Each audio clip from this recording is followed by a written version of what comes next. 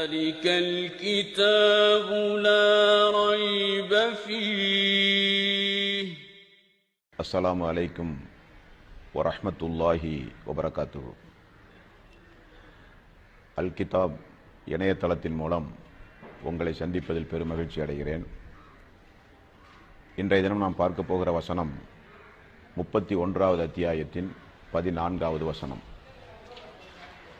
அல்லாஹு தாலா அவனுடைய அருள்மறையாம் திருமறை குர்ஆனில் வவஸ்ஸைனல் இன்சான பிவாலிதைஹி, மனிதனுக்கு தனது பெற்றோரை குறித்து நாம் வலியுறுத்தினோம். ஹமலத்துஹு உம்முஹு வஹனன் அலா வஹனின், அவனது தாய் பலவீனத்திற்கு மேல் பலவீனம் கொண்டவளாய் அவனை சுமந்தாள் என்று அல்லாஹ் திருக்குர்ஆனிலே சொல்கிறான். நாம் நம்முடைய வாழ்வில் முதல் நட்பு கொள்ள வேண்டியவள் நம்முடைய தாய்.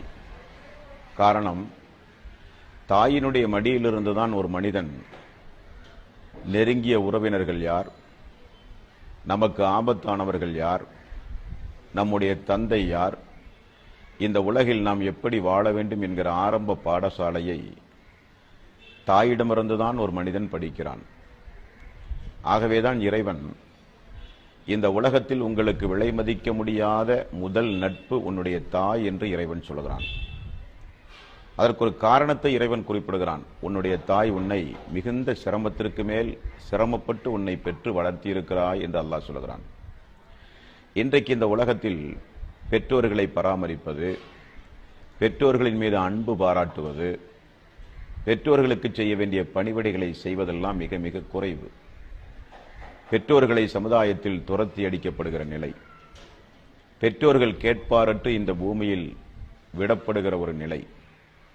ஒரு இறை விசுவாசி, ஒரு உண்மையான மூமின் இந்த உலகத்தில் எப்படி பெற்றோர்களை நடத்த வேண்டும் என்கிற அறிவுரை சம்பந்தமான ஆயத் இந்த ஆயத். நபிகள் நாயகம் ஸல்லல்லாஹு அலைஹி வஸல்லம் இடத்திலே தோழர்கள் வந்து இப்படி கேட்டார்கள், யா ரசூலல்லாஹ், மன் அஹக்குன் நாஸ் பிஹுஸ்னி ஸஹாபதி. அல்லாஹ்வுடைய தூதரே, அல்லாஹ்வுடைய தூதரிடத்தில் ஒரு மனிதர் கேட்டார், அல்லாஹ்வுடைய தூதரே, நான் அழகிய முறையில் நட்பு கொண்டு உறவாடுவதற்கு அருகதையானவர்கள் யார் என்று கேட்டார். நான் அழகிய முறையில் நட்பு கொண்டு உறவாடுவதற்கு தகுதி படைத்தவர் யார் என்று கேட்கும்போது நபிகள் நாயகம் ஸல்லல்லாஹு அலைஹி வஸல்லம் கால உம்முக்க, உன்னுடைய தாய் என்றார்கள். கால சும்ம மன் யா ரசூலல்லாஹ், அடுத்தது யார் என்று கேட்கும்போது சும்ம உம்முக்க, அடுத்ததும் அல்லாஹ்வுடைய ரசூல் சொன்னார்கள், உன்னுடைய தாய். கால சும்ம மன், அடுத்தது யார் யா ரசூலல்லாஹ் என்று கேட்கும்போது சும்ம உம்முக்க, மீண்டும் ரசூல் ஸல்லல்லாஹு அலைஹி வஸல்லம் உன்னுடைய தாய் என்று 3 முறை அந்த தோழருக்கு தாயின் மீதுதான் நீ அன்பு காட்ட வேண்டும், தாயின் மீதுதான் அன்பு காட்ட வேண்டும் என்று கூறி 4வது முறையில் ரசூல் ஸல்லல்லாஹு அலைஹி வஸல்லம் உன்னுடைய தந்தை என்று கூறினார்கள். அப்படியானால் நாம் ஒரு பெற்ற தாயை எந்த அளவுக்கு நாம் நேசிக்க வேண்டும், அன்பு பாராட்ட வேண்டும், அவர்களை நேசித்து அவர்களுக்கு செய்ய வேண்டிய பணிவிடைகளை செய்ய வேண்டும் என்பதை இந்த வசனம், இந்த நபிமொழி நமக்கு உணர்த்துகிறது. ஆகவே பெற்றோர்களை கவனிக்கக்கூடிய விஷயத்தில் ஒரு இறை விசுவாசி, சொர்க்கமே தன்னுடைய வாழ்வை லட்சியமாக கொண்டு இந்த உலகில் வாழ்கிற ஒரு இறை விசுவாசி கட்டாயம் தன்னுடைய தாயை பேண வேண்டும், நன்றி செலுத்த வேண்டும், தாய்க்கு செய்ய வேண்டிய பணிவிடைகளை செய்வதன் மூலம் நாம் சொர்க்கம் செல்லுகிற பாக்கியத்தை நாம் பெற வேண்டும். ஒரு முதிய வயதை தாய் தந்தையை அடைந்தும் யார் அந்த தாய்க்கு செய்கிற பணிவிடையின் மூலம் சொர்க்கம் செல்லுகிற வாய்ப்பை தவற விடுகிறானோ அவன் மிகப்பெரிய நஷ்டவாளி என்றும் நபிகள் நாயகம் கூறினார்கள்.